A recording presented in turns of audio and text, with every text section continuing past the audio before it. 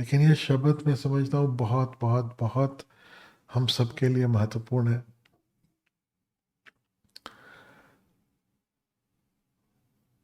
ऐसे गाने में बहुत लंबा है, हमने सुना तो बहुत लंबा है, लेकिन पंक्तियां बहुत कम है और बड़ी सटीक, बड़ी जोरदार बात जो है वो इस शब्द में है। तो हमारे सबके भीतर उतर जाए तो हम सबका शुभ होगा।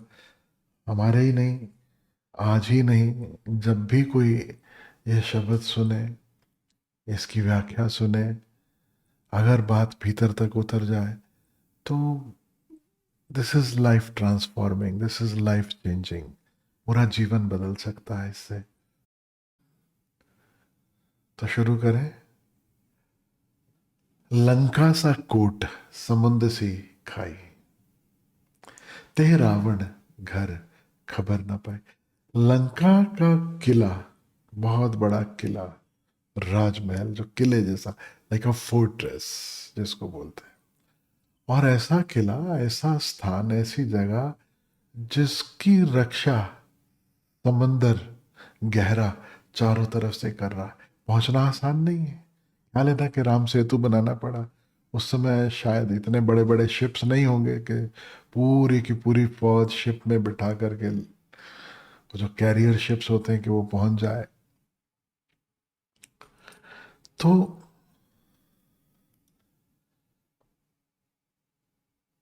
जिसका सुरक्षा खुद समंदर कर रहा हो, और ऐसा किला जहां पे घुसना मुश्किल, पहुंचना मुश्किल, ऐसा राजा जैसा कि रावण, आज उसकी भी कोई खबर नहीं,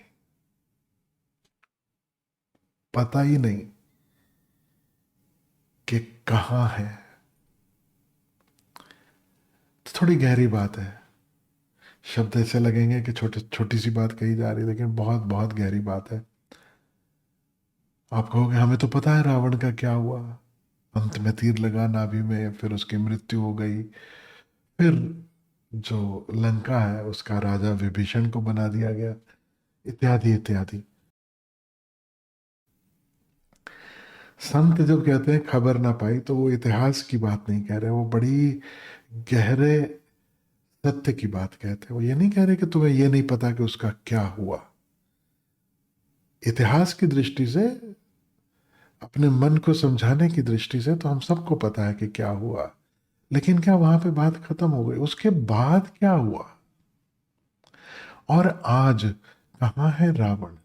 and for that matter, Ravana ही नहीं, जितने भी लोग इस पृथ्वी पर चले और विदा हुए, कहाँ है?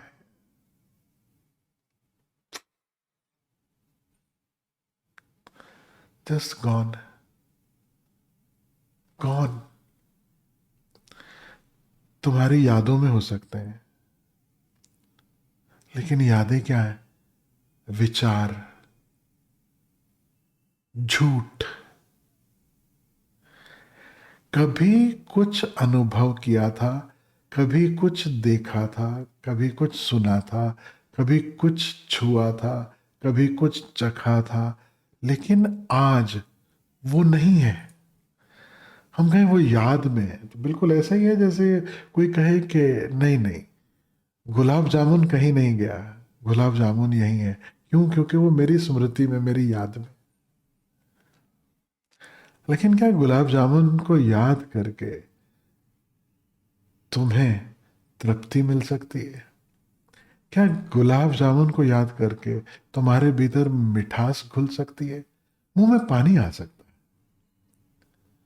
जैसे किसी प्रिय व्यक्ति को याद करके, जिसकी मृत्यु हो चुकी, आंख में पानी आ सकता है, ऐसे ही गुलाब जामुन को अगर तुम याद करोगे तो मुंह से पानी आ सकता है। लेकिन ना गुलाब जामुन कहीं है, ना वो प्रिय कहीं है, सिर्फ स्मृति है। Thought only. और विचार किसी का भी करो, इट डज नॉट मैटर। कुछ भी विचार करो, वंस गॉन इज गॉन। हम अपने आप को कितना ही अपने हृदय को तसल्ली क्यों न देते रहे? कितना ही तसल्ली क्यों न देते रहे कि नहीं नहीं, उनके आशीर्वाद हमारे साथ है, उनका प्यार हमारे साथ है,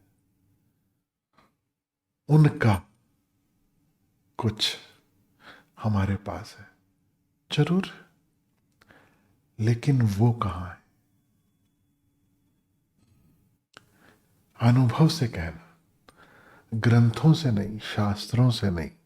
ये नहीं कि आत्मा अजर है, अमर है, वो तो यही है, वो तो पेड़ पौधों में विलीन हो गई, चांद सितारों में विलीन हो गई।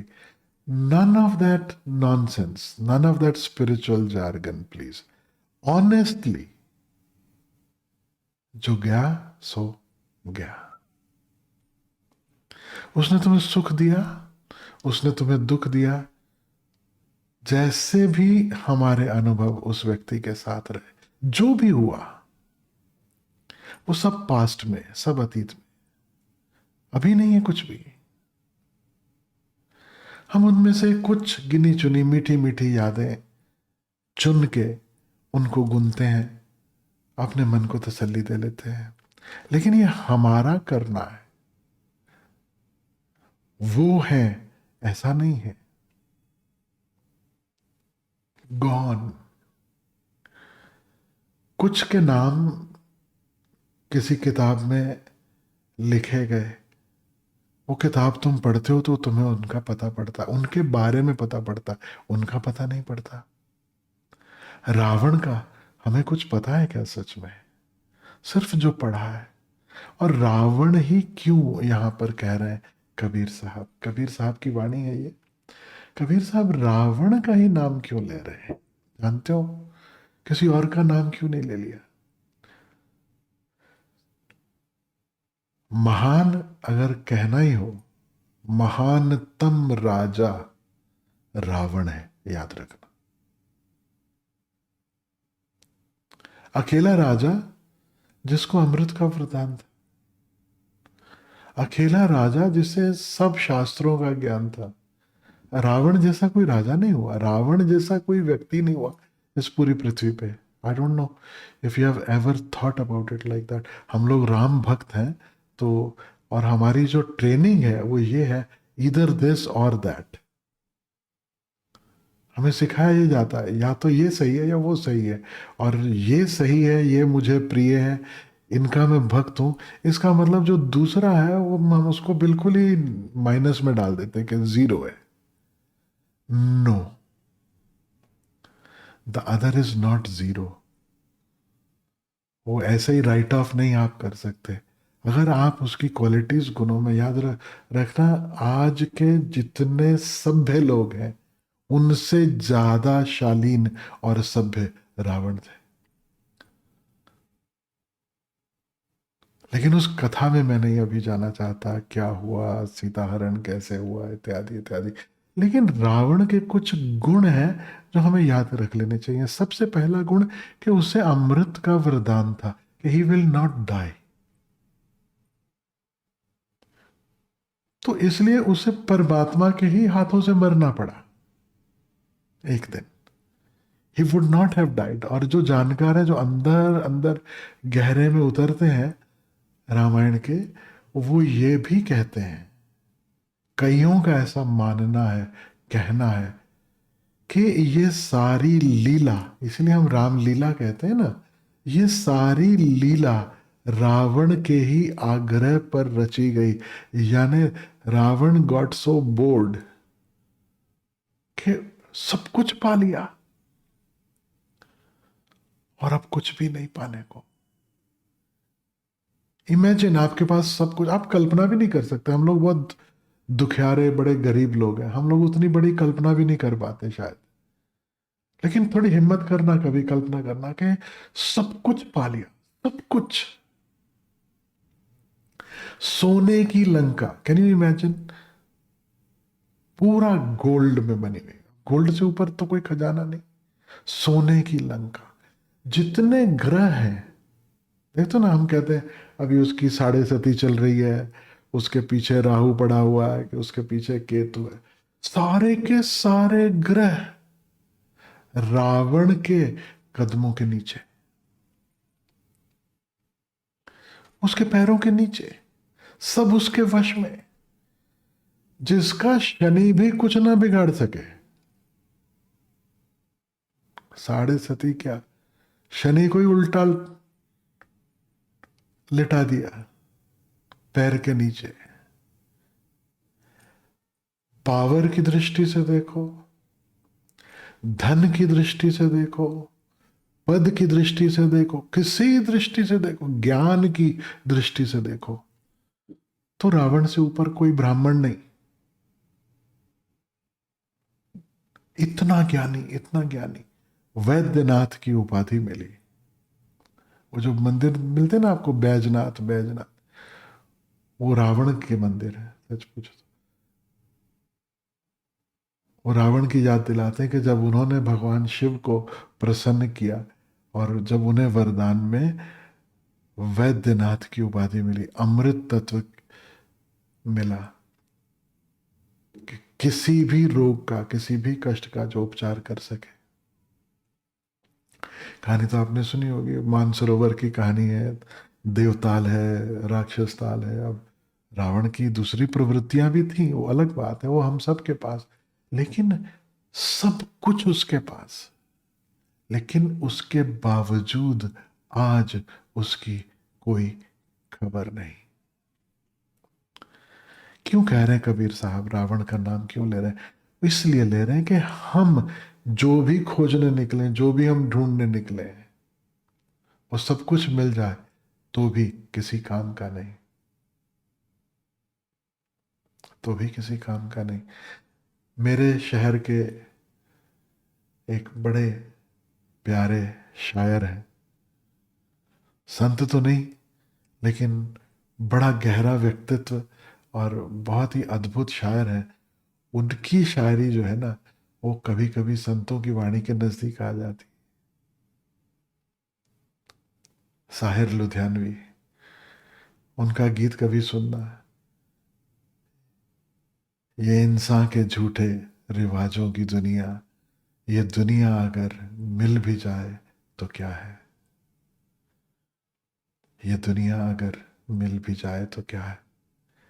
किसी किसी को समझ में आता है ये बात कि ये दुनिया अगर मिल भी जाए, जो भी मैं ढूंढ रहा हूं, जिसके भी मैं पीछे भाग रहा हूं, निरंतर भाग रहा हूं, बिना ये सोचे कि उसके मिलने के बाद क्या, सब होने के बावजूद क्या, फिर भी भीतर तृप्ति है, भीतर खालीपन है। रावण के जीवन में भी खालीपन है। ज्ञान तो था, परम ज्ञान नहीं था। पद था, प्रतिष्ठा थी, शक्ति थी, धन था, सब था, लेकिन सुकून नहीं था। जानते हो रावण की लाइफ में क्या मिसिंग था?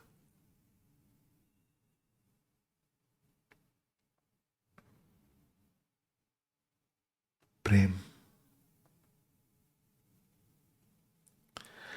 जीवन में जब प्रेम मिसिंग हो और सब कुछ हो तो जीवन बेकार हो जाता।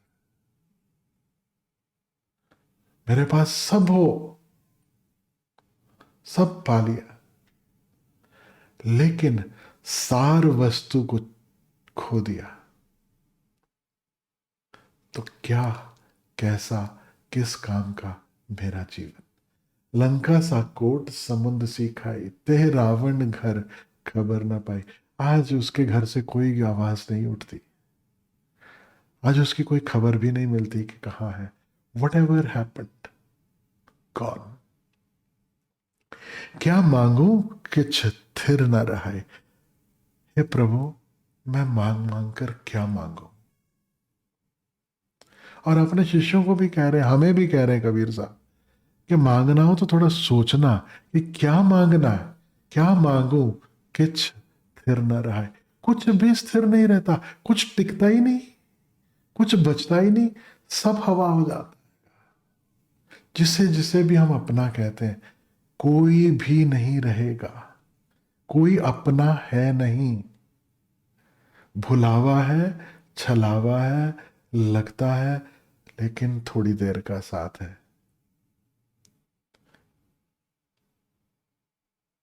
We happen to journey together, और कोई पता नहीं कब रास्ते अलग हो जाएं,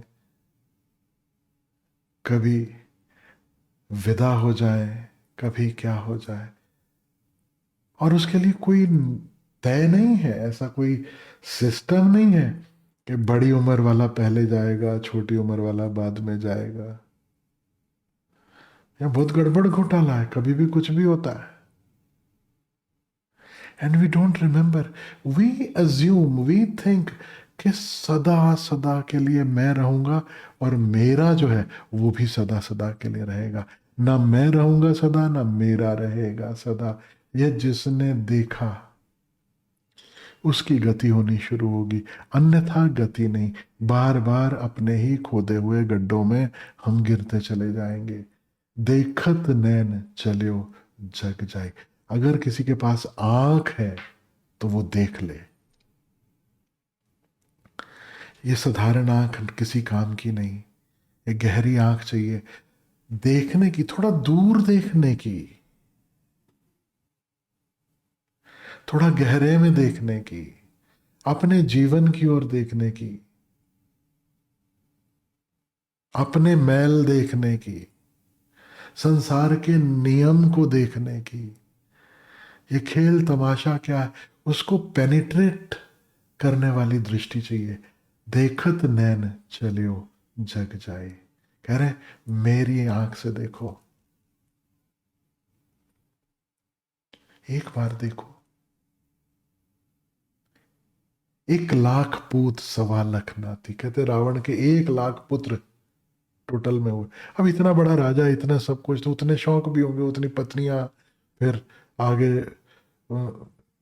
नेचुरली फिर गर्लफ्रेंड भी होंगी, फिर है तो राक्षस ही ना ले दे के, तो मतलब कौन गिनता है। 1 लाख पूत 1.25 लाख नाती। लेकिन let us look at it in a different way.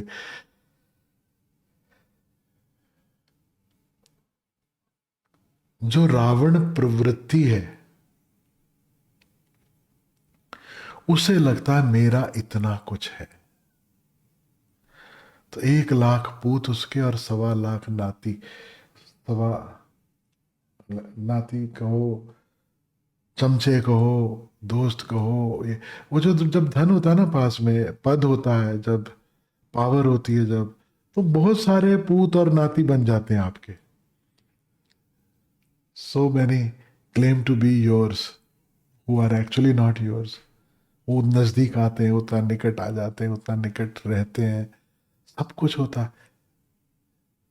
1 lakh पूत 1.25 लाख नाती, ते रावण घर दिया न बाती। उसके घर में आज दिया बाती करने वाला कोई नहीं। आपने देखा, जैसे ही पावर जाता है उसके बाद कोई पूछता नहीं, कोई मिलने भी नहीं आता। और जब पावर है तो जय हिंद सर, सल्यूट पे सल्यूट पढ़ते हैं। चंद सूरज जाके तपत रसोई, बैसंतर जाके कपड़े धोई। चांद सूरज, ये कबीर साहब कह रहे हैं, जो उसके लिए खाना पकाते थे ना, उस फला फला उसके लिए पानी भरता है, मतलब जो उसके वश में थे। वो मैंने कहा ना, वो कथा है कि 9 ग्रह उसने वश में किए, शनि तक को उल्टा कर। शनि का स्टोरी है ना कि अगर उसकी सामने आप पड़े तो आपकी सारी ताकत चली जाएगी। तो शनि की आंख में नहीं देखते। आज शनि मंदिर में लोग जो जाते हैं, आधे लोग तो मूर्ख हैं, उनको पता ही नहीं, तो वो सामने से भी दर्शन कर लेते हैं। लेकिन जो ट्रेडिशन है, जो कथाएं हैं, जो वैदिक जो ढंग रहा, वो ये रहा कि आप शनि के दर्शन सामने से नहीं करते, आप पीछे से करते, सामने नहीं पड़ना शनि के। तो रावण ने शनि का मुंह जमीन की तरफ करके अपने दरबार में, अपने फ्लोर में शनि को गाड़ दिया। इतना पावर, इतना सब कुछ। चंद सूरज जाके तप, जिसकी खुद सूरज और चांद जिसकी रसोई बनाते हो, जिसके लिए अग्नि देवता जो जाके उनके कपड़े धोता, मतलब दे वर हिज सर्वेंट्स। लेकिन आज कोई खबर नहीं उसकी। सब पाकर भी कुछ ना पाया, सब होकर भी कुछ ना हुआ, सिर्फ गवाया, गवाया, गवाया, जीवन व्यर्थ गवाया। अब असली बात कह रहे हैं कबीर साहब, कहते हैं गुरमत रामे नाम बसाई, अस्थिर रहे न कतहु जाई। एक ही चीज है, एक ही ढंग है उस परम तत्व से जुड़ने का,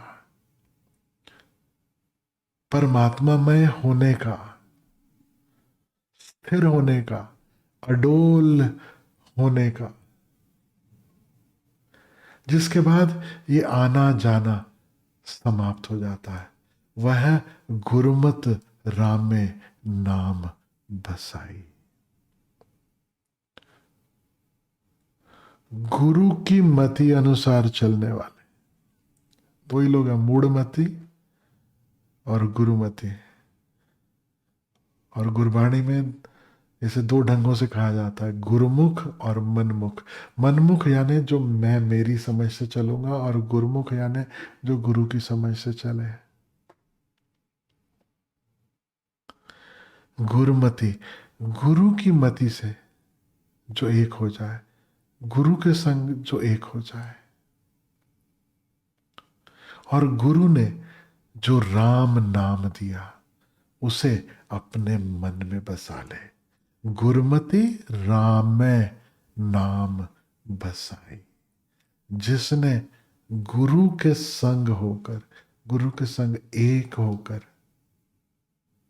अपनी मति और अपने मति भ्रम छोड़कर आई नो एवरीथिंग या आई नो बेटर, जब सब छोड़कर हृदय में राम नाम को कोई बसा लेता है और बाकी सब छोड़ अपना पूरा ध्यान उस राम नाम में टिकाता है, वो ही उस पद को उपलब्ध होता है जहां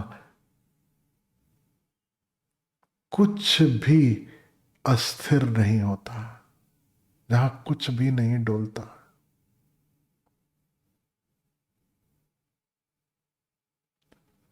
जहां कोई आना जाना नहीं है, जहां ये खेल ही समाप्त हो जाता है। कहे कबीर सुनो रे लोई, राम नाम बिन मुक्ति न हुई। ये ना, मतलब क्रिकेट की भाषा में कहूं तो बाउंड्री पार करवा रहे हैं कबीर साहब। धो डाला धोनी, मतलब लास्ट बॉल पे आर या पार होने वाला हो ना मैच, उसमें सिक्स लगा दे धोनी, ये बिल्कुल वैसा है। कबीर साहब धो ही डाल रहे हैं। अंतिम लाइन पहले कहता हूं, पहली लाइन बाद में कहता हूं। राम नाम बिन मुक्ति न होई। सबको समझ लेना है ये बात, उसके बिना कोई मुक्ति नहीं। ओशो कहते हैं ना, ध्यान बुझाए प्यास बाकी सब बकवास। Exactly as simple as that. कुछ भी कर लो। और गुरु के संग एक होने का भी अर्थ क्या है, गुरु के निकट होने का अर्थ भी क्या है, आप और अधिक राम नाम के निकट होने लगो।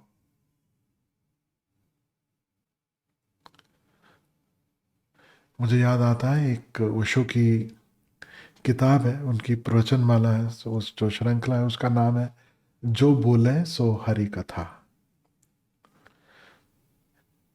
So simple, this one sentence जो बोले सो हरि कथा। ऐसा नहीं कि वो आसन पे, हमारी समस्या ये, इसीलिए कबीर बार बार कहते हैं, गुरु ते मानुष मानते सो नर कहिए अंध, महादुखी संसार में आगे जम के फंद। हमसे जो सबसे बड़ी भूल होती है, बार बार होती है, वह हम गुरु को साधारण इंसान की तरह मानने लगते हैं। ओशो ही कह रहे हैं ये बात कि तुम उसे देखते हो कि वो भी खाता है, वो भी पीता है, वो भी सोता है, वो भी उठता है, वो भी बैठता है, वो बाथरूम भी जाता है, उसको खांसी भी आती है, बिल्कुल एक आम व्यक्ति की तरह, एक साधारण व्यक्ति की तरह। तो जो कहते हैं वहां भूल हो जाती। हम सिर्फ देह पर ध्यान देते हैं। गुरु के निकट होने का भी अर्थ यह है, उसके चलने से, उसके उठने से, उसके बैठने से हम सीख सके और उसको हर जगह देखें। How celebrative the life can be, how easy the life can be.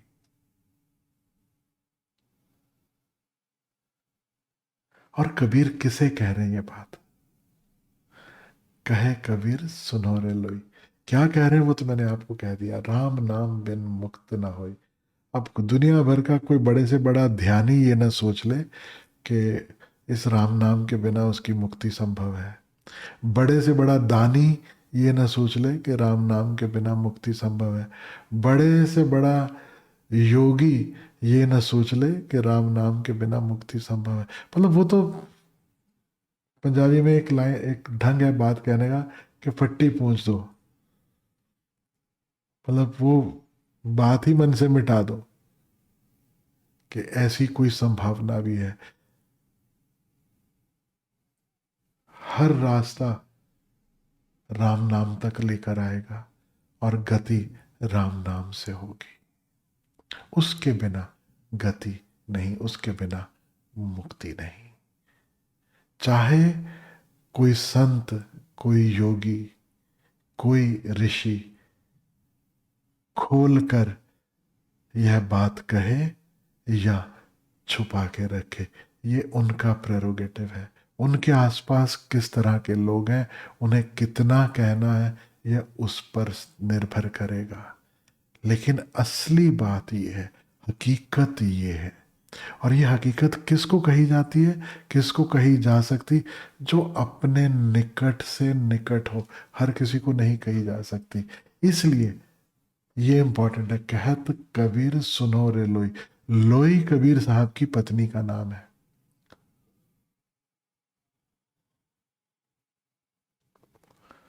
और लोई का एक और अर्थ है, दो अर्थ है। और ये ना वर्ड प्ले जो है, ये बड़ा इंपॉर्टेंट है।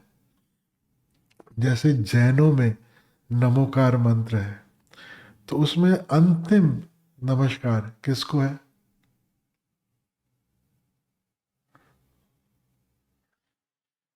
नमो लोए सव्वे साहुणम। लोई, लोए, लोग। कहे कबीर सुनो रे लोगो। लेकिन यहां पे कह रहे हैं सुनो रे लोई। लोग भी जब तैयारी हो वो सुन ले। लोई यानी जो इतना निकट है।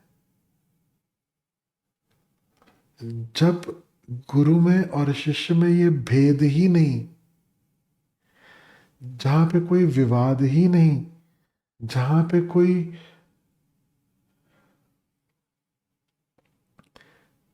ऐसा समझो कि शिष्य इतना खाली हो जाए कि अंदर कोई भी ऑब्स्ट्रक्शन नहीं, ऐसा कुछ भी नहीं कि जो कहा जा रहा है उसमें से थोड़ा बहुत भी छन जाए, फिल्टर आउट हो जाए।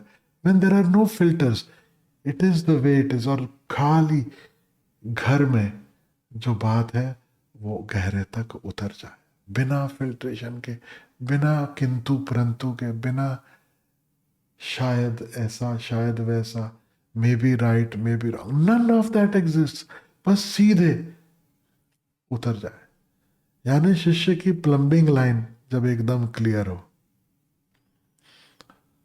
उसकी प्लम्बिंग सिस्टम में कोई जंग ना लगा हो, कोई कुछ ना हो, कोई रेजिस्टेंस नहीं, नल खुले हो, तब जो फ्लो है, उस फ्लो में ये बात कही जा सकती है, तब वो असर करेगी।